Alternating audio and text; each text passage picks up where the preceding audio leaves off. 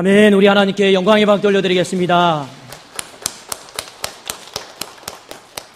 네, 감사합니다. 귀한 찬양. 우리 한번 좌우에 계신 분들 한번 서로 인사 나누도록 하겠습니다. 예, 우리 옆에 짝이 있는지 우선 좀 확인하시고, 또 짝이 없으신 분들은 또 짝이 생기게 해달라고 기도하시면 좋을 것 같습니다. 이렇게 인사할까요? 교회가 부흥하기를 원하십니까? 한번 우리 물어보겠습니다. 교회가 부흥하기를 원하십니까? 네, 인사만 잘해도 부흥합니다. 인사만 잘해도 부흥합니다.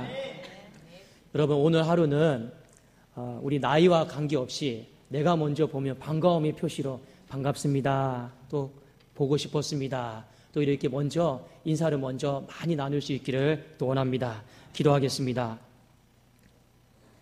살아계신 하나님 아버지, 감사를 드립니다. 하나님, 우리가 이렇게 한 곳에 모여서 예배를 드릴 수 있는 것이 얼마나 큰 은혜이고 축복이고 감격스러운 일인지 알게 하여 주시옵소서. 우리의 마음속에 귀한 것을 귀하게 여길 수 있는 마음 허락하여 주시옵소서. 하나님께서 우리에게 생명 주시고 시간 주시고 또 이렇게 나올 수 있는 힘을 주셔서 예배 드릴 수 있는 줄로 믿습니다. 하나님, 우리의 예배를 받아 주시옵소서. 예배를 드릴 때 우리 사랑하는 성도님들의 마음 가운데 얼마나 간절한 마음과 사모하는 마음으로 이 자리에 나와 있습니까? 하나님, 말씀의 은혜를 부어 주시옵소서. 기도의 은혜를 부어 주시옵소서. 찬송의 은혜를 부어 주셔서 아버지와 강대상으로부터 선포되어지는 모든 말씀들이 썩어지는 말씀 되지 않게 하시고 마르는 말씀 되지 않게 하시고 심령 속에서 하나님을 경외하고 내가 살아감에 있어 답이 되어지고 은혜가 되어지는 길이 되어지는 말씀 되어지게 하여 주시옵소서. 특별히 우리 사랑하는 성도님들, 어려운 때를 살아가고 있습니다. 하나님, 자연 만물은 봄이 되었지만 우리의 마음은 여전히 겨울인 사람들도 많이 있습니다.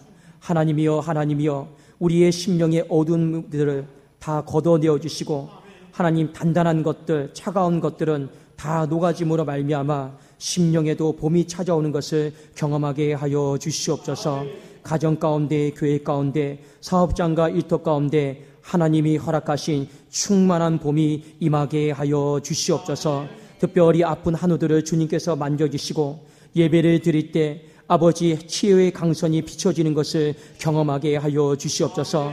우리 성도님들의 마음 가운데 간절한 마음을 가지고 신음하는 마음을 가지고 기도하는 제목들이 있습니다. 하나님이여, 하나님이여, 외면하지 마시고 그 기도 가운데 응답하여 주시옵소서. 우리가 예배 가운데 이 문을 열고 집에 돌아갈 때는 마음의 편함으로 충만케 하시고 응답으로 충만케 하여 주시옵소서. 예수 그리스도의 이름으로 기도드리옵나이다. 아멘. 네, 오늘은 지키는 사람 이 말씀을 가지고 우리 한번 피차간에 은혜를 나누고자 합니다. 인생을 살아가면서 이루는 것이 굉장히 어렵죠. 그런데 이루는 것보다 더 어려운 것은 무엇이냐면 그 이룬 것을 지키는 것입니다. 우리 기업의 최고 높은 위치에 있는 사람들이 사장님들이지 않습니까? 그 사장이 되기까지 얼마나 많이 어렵고 힘든 시간들을 보내왔겠습니까?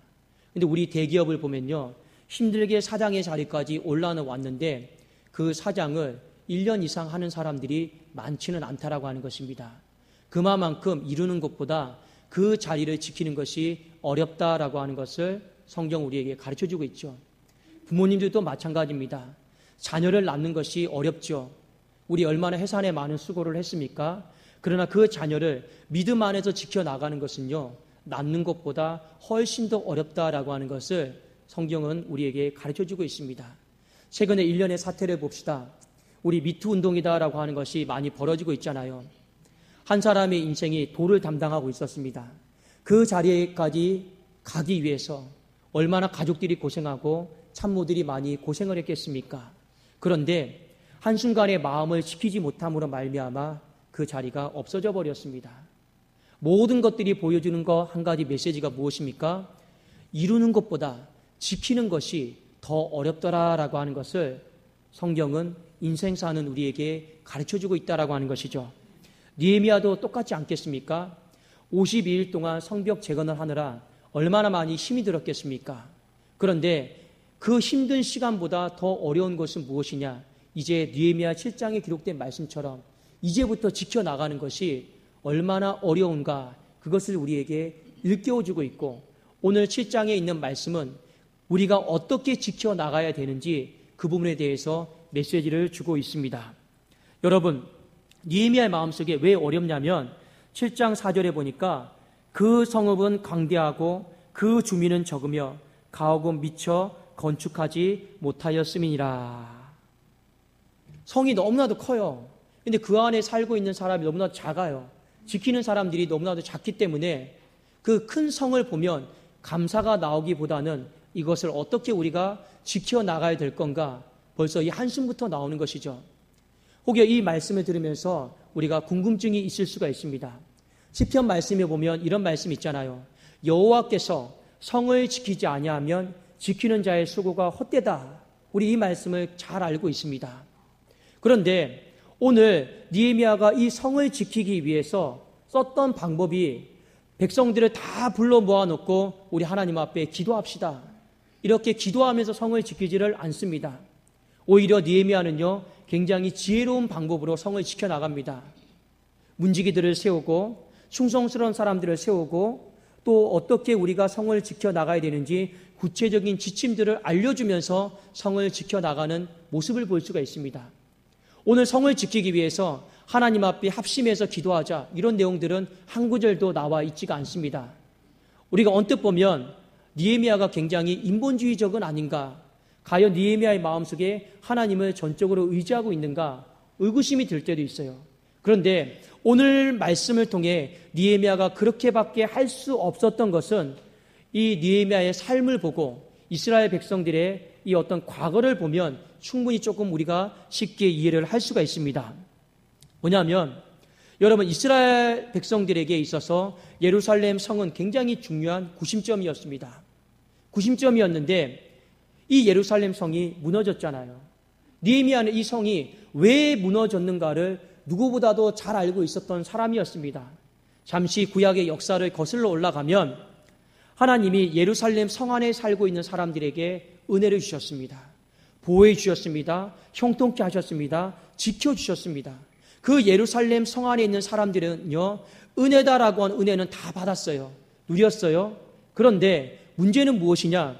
성 안에 살고 있는 사람들이 그 은혜를 귀한 것을 귀하게 알고 그 은혜에 걸맞는 책임감 있는 신앙인의 모습으로 살면 문제가 안 되는데 구약의 역사를 보면 솔로몬 시대 이후부터 보면요 이 성 안에 있는 살고 있는 사람들이 은혜를 잊어버렸어요.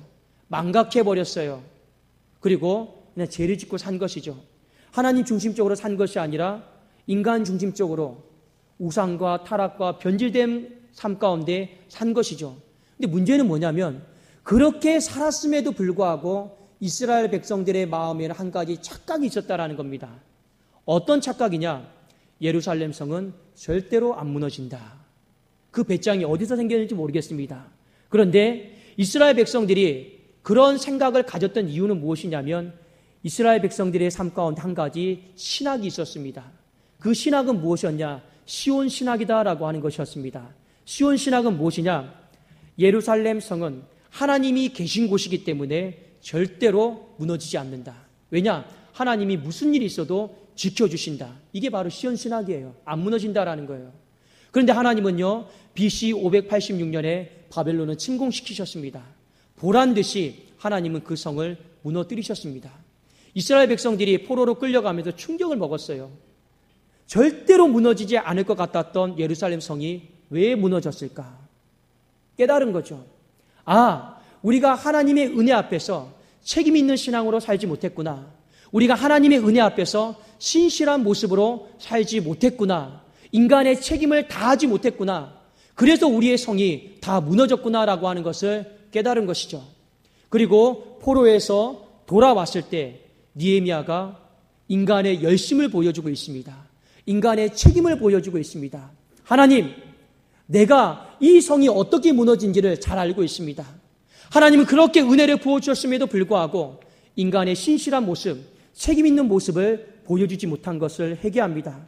이제 우리가 그 은혜에 걸맞는 모습으로 살아가겠습니다. 섬기겠습니다. 그래서 느헤미야 말씀에 보면요, 군데군데 보면 어떤 구절들이 많이 나오냐면 느헤미야가 어떤 수고를 했을 때 꼭 하나님 앞에 이런 고백을 합니다. 내 주 하나님이여, 내가 이 백성을 위하여 행한 모든 것을 기억하여 주시옵소서.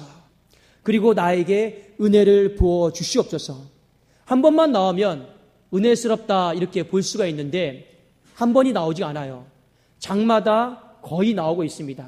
내 하나님이여, 내가 이 백성을 위하여서 어떻게 수고했는가를 기억하여 주시옵소서. 어떻게 헌신했는가를 기억하여 주시옵소서. 그렇게 말하면서 꼭 말미에 뭐라고 고백합니까? 우리에게 은혜를 주시옵소서. 이 고백을 왜 할까요? 예루살렘 성이 어떻게 무너졌는가를 누구보다도 잘 알고 있었기 때문에 그렇습니다.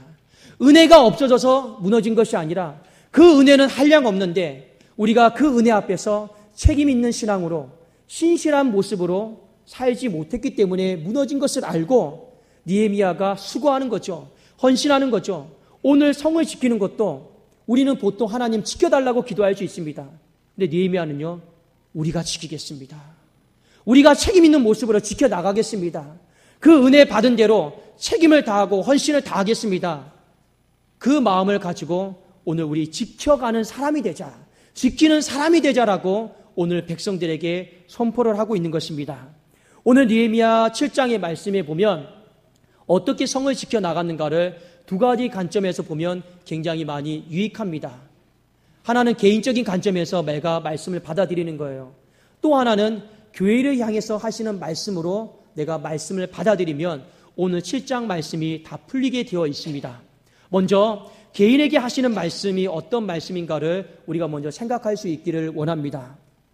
개인에게 어떻게 하면 우리가 지키는 사람이 될 수 있을까? 이 부분에 대한 한번 메시지를 한번 생각해 보았으면 좋겠습니다. 여러분 성경 어디를 보시냐면요, 느헤미야 7장 1절을 같이 한번 보기를 원합니다. 느헤미야 7장 1절 말씀입니다.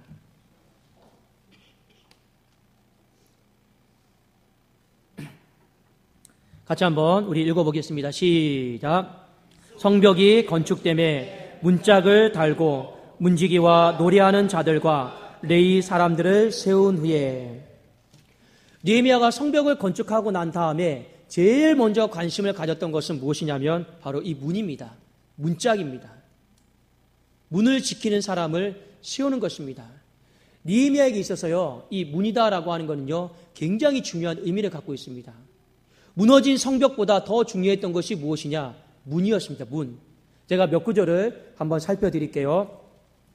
느헤미야 1장 3절에 보면 그들이 내게 이르되 사로잡힘을 면하고 남아있는 자들이 그 지방 거기에서 큰 환난을 당하고 능욕을 받으며 예루살렘 성은 허물어지고 성문들은 불탔다 하는지라. 느헤미야가 페르시아 땅에서 예루살렘 소식을 들어요.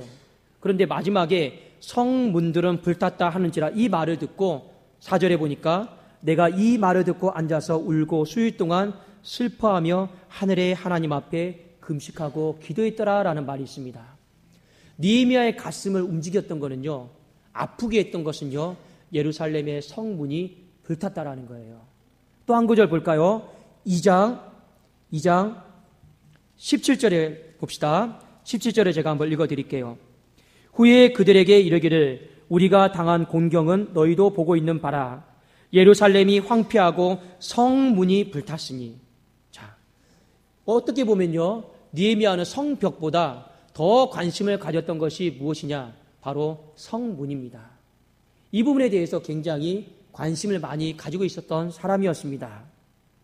그리고 오늘 이 문지기들을 세우고 첫 번째 내린 명령이 가장 중요한 명령이지 않습니까? 그 명령이 무엇이냐? 바로 문을 열고 닫는 시간에 대해서 명령을 내렸습니다. 우리 같이 한번 느헤미야 7장 3절을 한번 같이 한번 보도록 하겠습니다. 7장 3절입니다.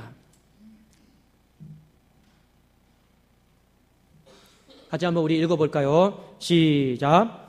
내가 그들에게 이르기를 해가 높이 뜨기 전에는 예루살렘 성문을 열지 말고 아직 파수할 때 곧 문을 닫고 빗장을 지르며 또 예루살렘 주민이 각각 자기가 지키는 곳에서 파수하되 자기 집 맞은편을 지키게 하라 하였노니.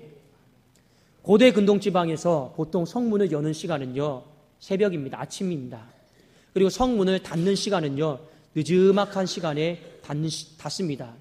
가능하면 일찍 열고 가능하면 늦게 닫는 것이에요. 그게 여러분 맞아요. 근데 느헤미야는 뭐라고 말합니까? 오늘 말씀해 보니까 아침 늦게, 그리고 저녁이 되기 전에 오후 늦지막하게 일찍 닫으라, 이렇게 말을 하고 있는 것이죠. 소위 말하면 이런 것입니다. 확실하게 볼 수 있을 때, 빛이 있을 동안에 문을 열고 닫으라, 지금 이 명령을 내리고 있는 것입니다. 여러분, 문을 많이 열고 문을 일찍 열고 늦게 닫는 것이 예루살렘 성의 어떤 모습을 봤을 때는요, 유익한 거예요. 경제의 논리를 한번 볼까요? 상인들이 많이 들어와서 매매가 되어지고 돈이 돌고, 여러분, 화폐가 도는 것이요, 그 예루살렘 성이 발전하는 거예요. 경제가 살아나는 것이죠.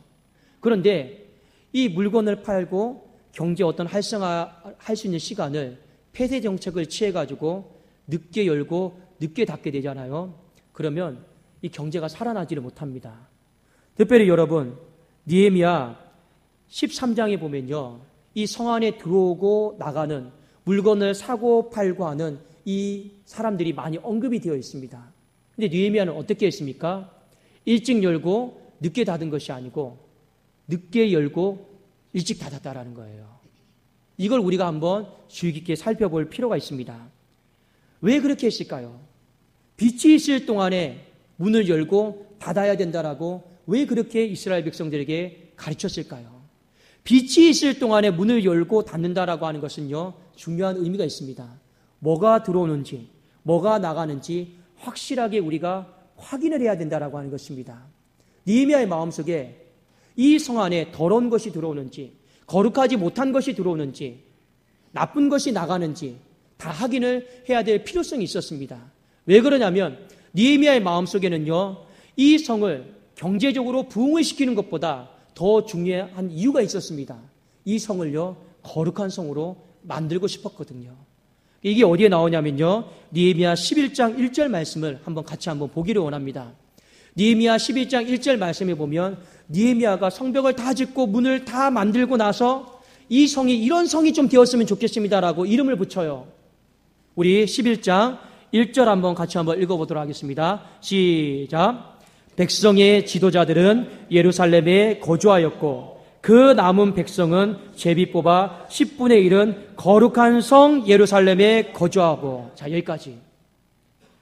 느헤미야가 예루살렘 성에 이름을 붙입니다. 어떤 이름을 붙입니까? 거룩한 성 예루살렘이다라고 이름을 붙여요. 그러니까 느헤미야의 마음속에는요, 이 성을 거룩하게 만들고 싶었어요. 하나님 앞에서 그 은혜에 걸맞는 정결한 성으로 만들고 싶었다라는 것입니다. 그런데 힘이 없잖아요. 문을 지키는 사람들이 별로 없잖아요. 나름대로 자구책을 구하는 것이 해가 떴을 때, 빛이 있을 동안에 많이 못 열더라도 우리 거룩하게 만들자. 무엇이 우리 성 안에 들어오고 무엇이 우리 성 안에 나가는지 우리 잘 점검하자라고 이스라엘 백성들에게 명령을 하고 있는 것입니다. 사랑하는 여러분, 우리 가정도 마찬가지예요. 경제도 마찬가지예요. 우리가 먹고 사는 문제보다 더 중요한 것이 무엇인지 아십니까? 우리의 가정 안에, 우리의 교회 안에 무엇이 들어오는지, 무엇이 나가는지, 거룩하지 못한 것이 들어와서 살고 있는지 그걸 살펴보는 것이 더 중요할 줄로 믿습니다.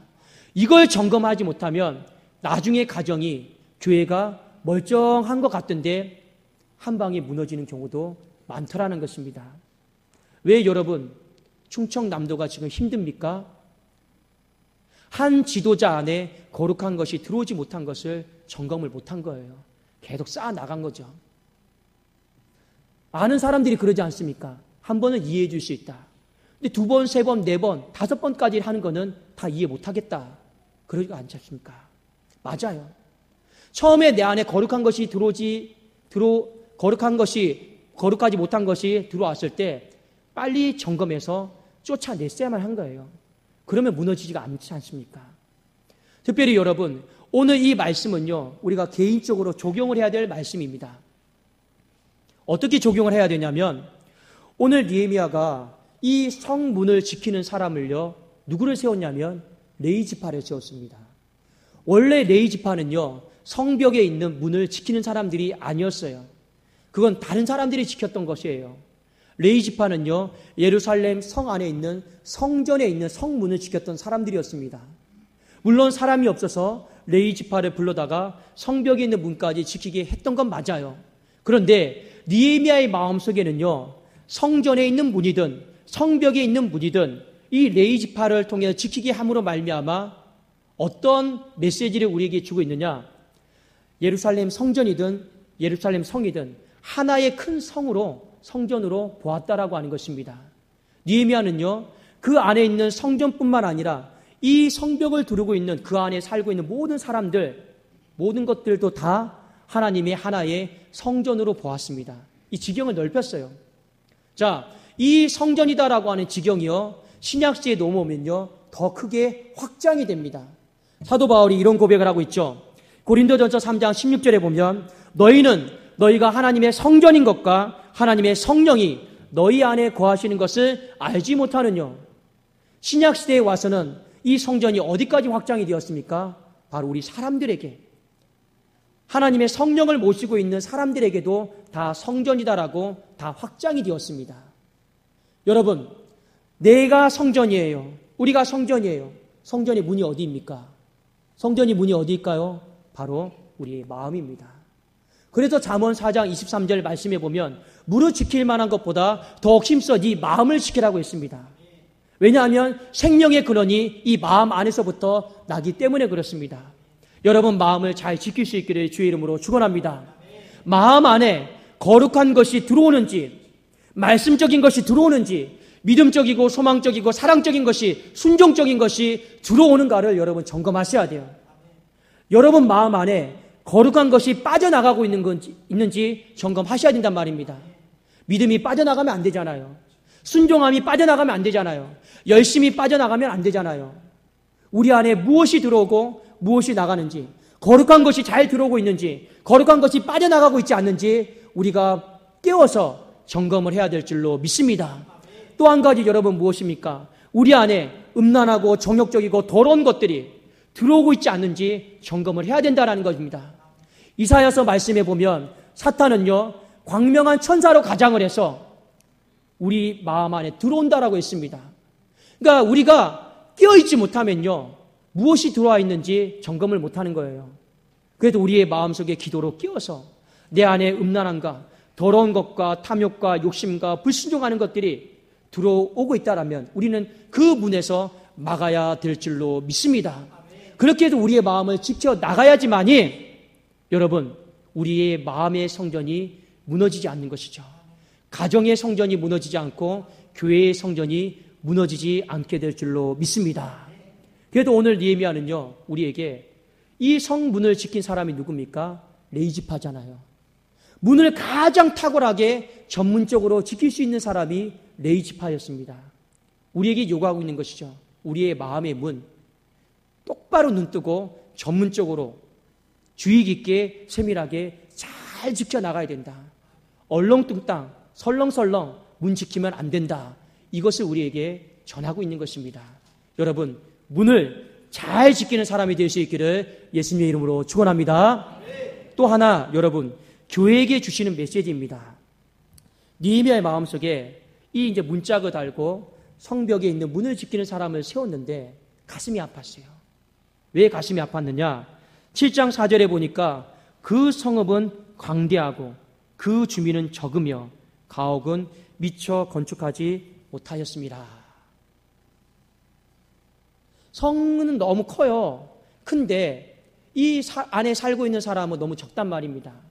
그러니까 문제가 여러분 무엇입니까? 한 사람이 너무나도 많은 과중한 업무 가운데 있는 거예요. 가정의 삶이 잘 영위가 안 되는 거예요. 왜냐? 당장 외부의 문제, 위협으로부터 해결해야 되고 지켜나가야 되고 수시로 또 교대하고 근무 서야 되고 이런 일들이 사람이 적다 보니까, 성은 넓은데 사람이 적다 보니까 그걸 다 감당해내기가 어려운 것이죠. 그래도 느헤미야의 마음속에 이 탄식을 하고 있는 겁니다. 성읍은 광대한데 주민이 너무나도 적구나. 지키는 사람이 너무나도 적구나. 그럼 어떻게 하면 좋겠습니까? 하나님, 어떻게 하면 내가 좋겠습니까? 라고 하나님 앞에 간구하며 기도했을 때 하나님이 주신 답이 바로 7장 5절에 있는 말씀입니다. 하나님이 느헤미야의 마음을 감동시켰어요. 어떻게 응답을 하셨는가를 우리 7장 5절 같이 한번 읽어보기를 원합니다. 시작. 내 하나님이 내 마음을 감동하사 귀족들과 민장들과 백성을 모아 그 계보대로 등록하게 하심으로 내가 처음으로 돌아온 자의 계보를 얻었는데 거기에 기록된 것을 보면, 그래서 여러분 6절부터 끝절까지의 내용을 보면 별로 재미없어요. 누가 돌아왔더라, 누가 돌아왔더라, 누가 돌아왔더라, 재미 하나도 없죠. 그런데 중요한 말씀입니다. 이 내용이 무엇이냐면 바벨론으로부터 포로 귀환을 3차에 걸쳐서 이루었습니다. 그런데 1차 포로 귀환을 했던 사람들이 제일 많이 있었어요. 지금 1차 포로 귀환자 명단을 살펴보는 거예요. 그런데 1차 포로 귀환을 했던 사람들이 원래는 예루살렘에 살았던 사람들이에요. 거의 다가.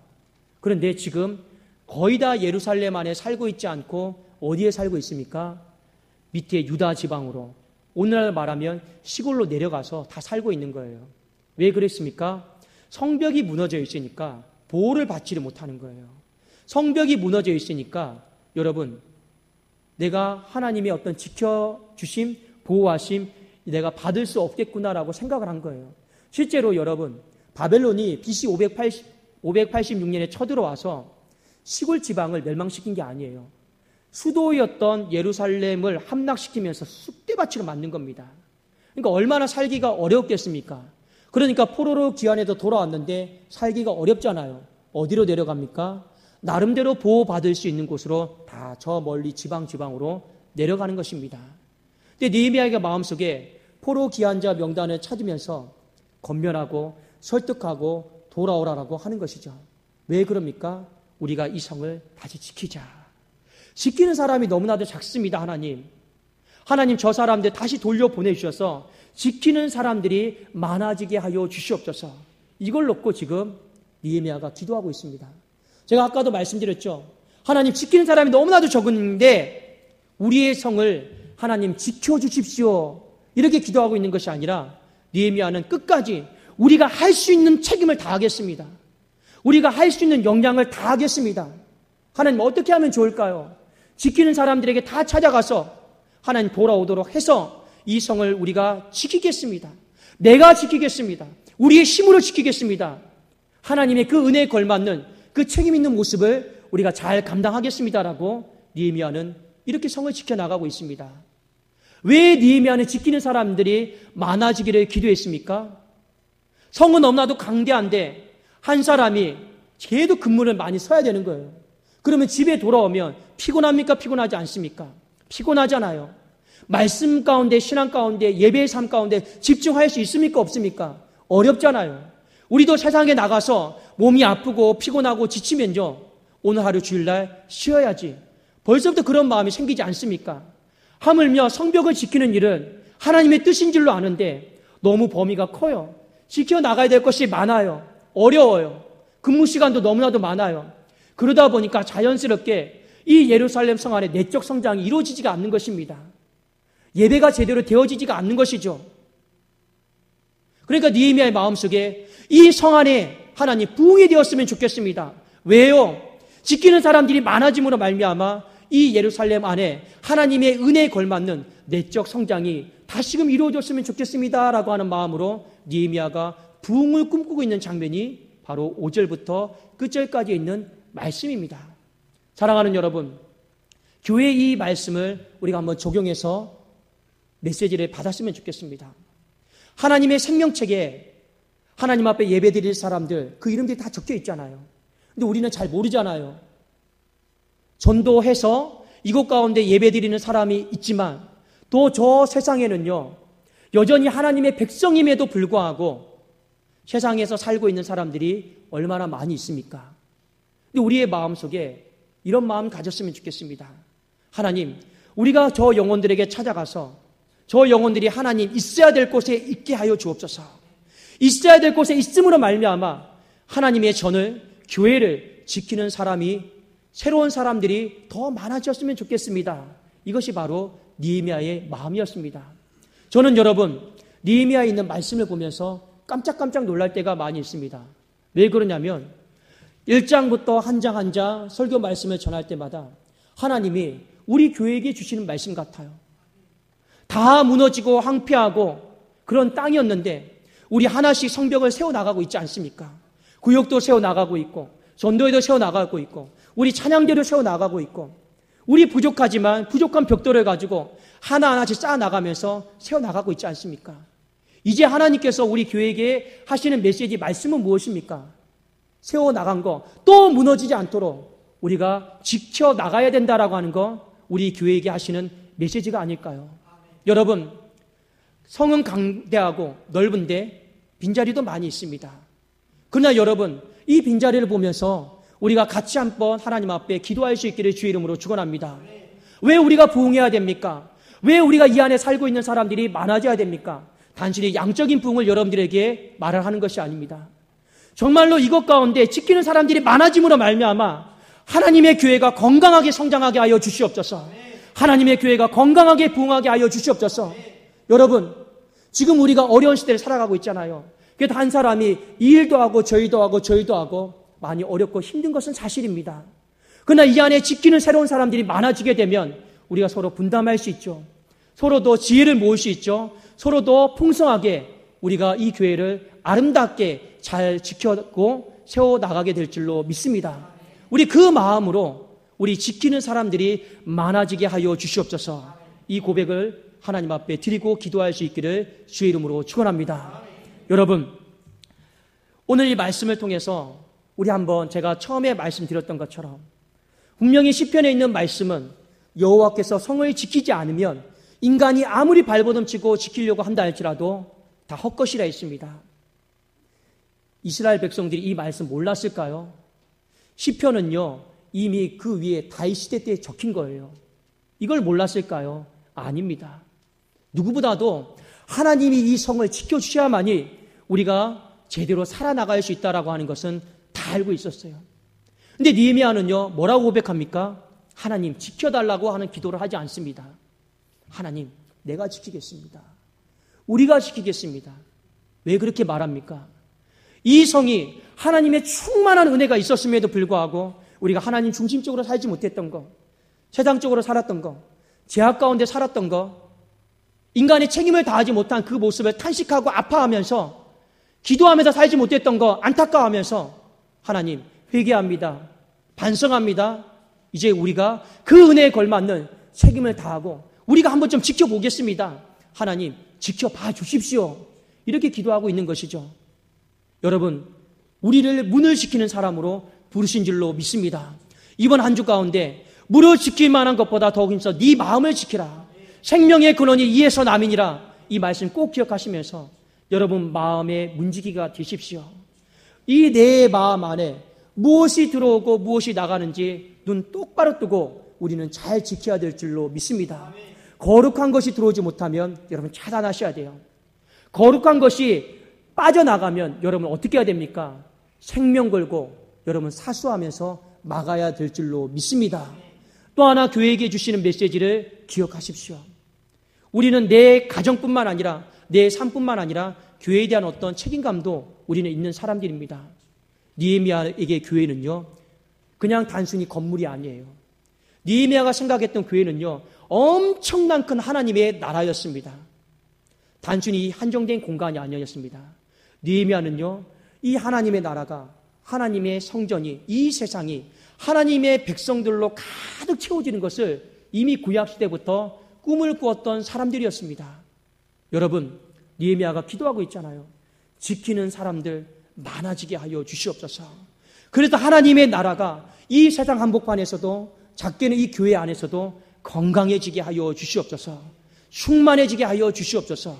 그것을 하나님 앞에 간구하고 기도하면서 이 세상에 있는 하나님의 나라 다시는 황폐하게 무너지지 않게 하여 주시옵소서. 이 교회 안에 있는 하나님의 나라 다시금 황폐한 땅으로 무너지지 않게 하여 주시옵소서. 그렇게 기도하고 있는 것이잖아요. 우리 한번 이 말씀 꼭 잘 기억하면서 이번 한 주 문지기 될 수 있기를 주의 이름으로 축원합니다. 이번 한 주 여러분 지키는 사람, 내가 지키겠습니다. 우리 교회 안에 이 성전을 지키는 새로운 사람들이 많아지기를 우리 기도하면서 한 주 걸어갈 수 있기를 예수님의 이름으로 축원합니다. 기도하겠습니다.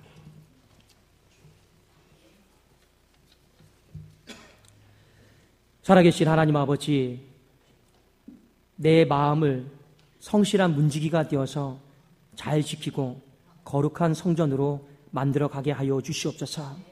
우리의 교회를 하나님 바라보면서 은혜 가운데 하나님 책임을 다하는 우리 많은 성도들이 많아지게 하여 주시고, 그리고 이 성을, 교회를 지키는 사람들을 많이 보내주셔서 우리 교회가 다시금 힘있게 힘차게 도약하고 일어날 수 있도록 성령이여 은혜를 부어 주시옵소서. 예수님의 이름으로 감사하며 간절히 기도드리옵나이다. 아멘.